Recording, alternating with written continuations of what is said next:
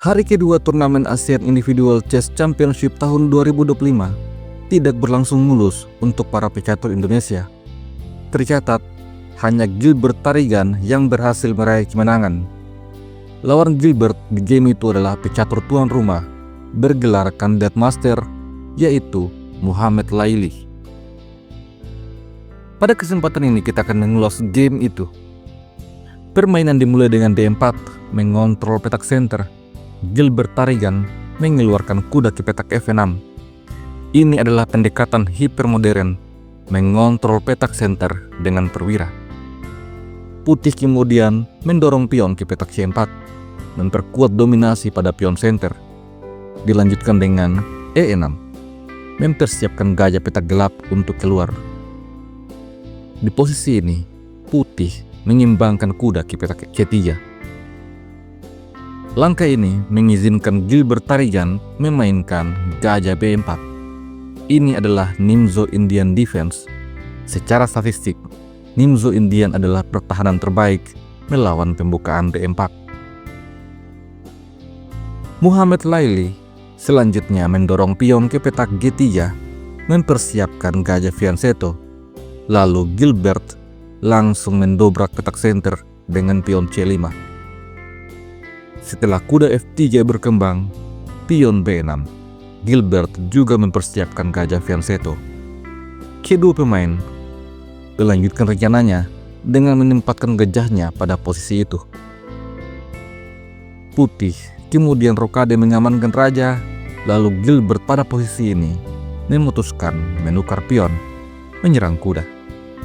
Tentu saja, pion harus dimakan dan Muhammad Laili mengambil pion dengan menggunakan main tree.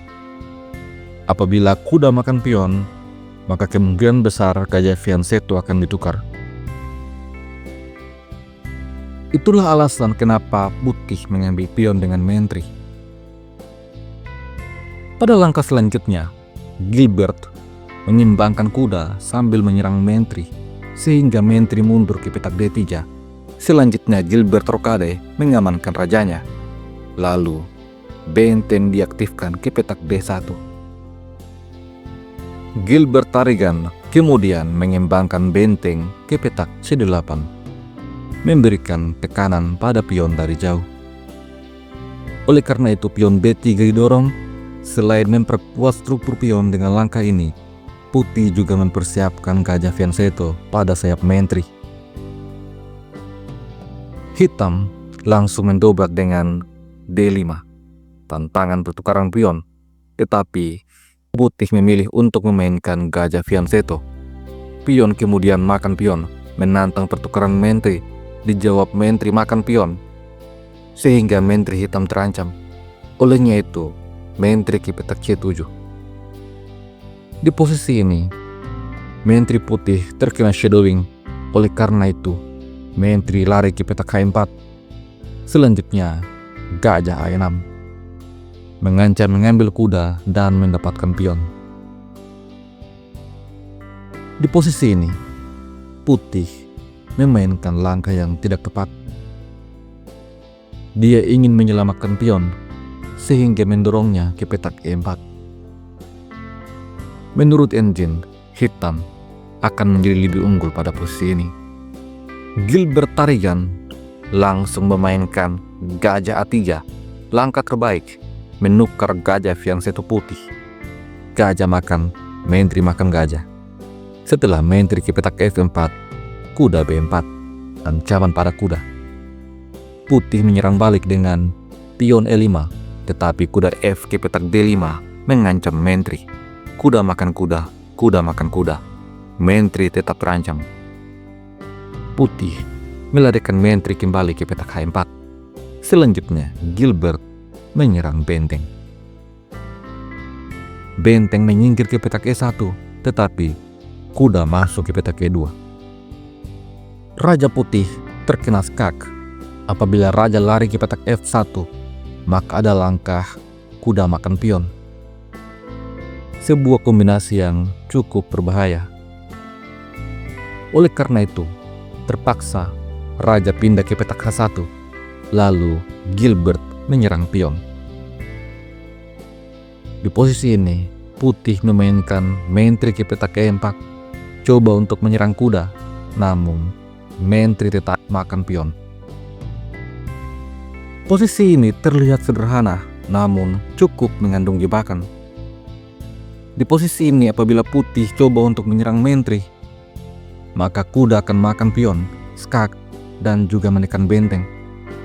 Setelah pion makan kuda, maka gajah makan benteng. Meskipun benteng makan gajah, menteri makan pion. Hitam memang hanya punya 3 perwira, namun posisi Raja Putih sangat terbuka, dan hitam punya pion yang jauh lebih banyak. Ini adalah pertukaran yang sepadan. Analisa engine pun menunjukkan bahwa hitam jauh lebih unggul. Putih tentu saja tidak gegabah. Di posisi ini, dia coba untuk menyerang balik dengan kuda ke petak G5, mengancam skakmat. Gilbert Tarigan tidak ingin ada serangan balik. Oleh karena itu, dia langsung mengadu menteri. Putih makan menteri, pion makan menteri. Setelah itu, gajah coba untuk menekan pion yang ada di petak F7. Sebuah gertakan yang sia-sia, karena kemudian benteng C5 menyerang gajah. Putih tidak berani makan pion, dan gajah mundur. Tentu saja, benteng makan pion. Kuda hitam tetap aman. Permainan masih berlanjut dengan benteng A ke petak D1. Lalu, pion serang kuda. Setelah kuda mundur ke petak H3, benteng F ke petak E8. Sampai di posisi ini, putih akhirnya menyerah. Dia telah terkena zugzwang. Apapun langkah yang dia mainkan, putih akan tetap mendominasi.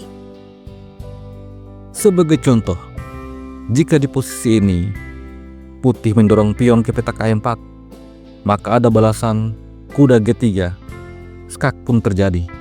Setelah raja ke petak G2, benteng makan benteng. Setelah benteng makan benteng, benteng juga makan benteng. Meskipun raja makan kuda, putih tetap kalah kualitas.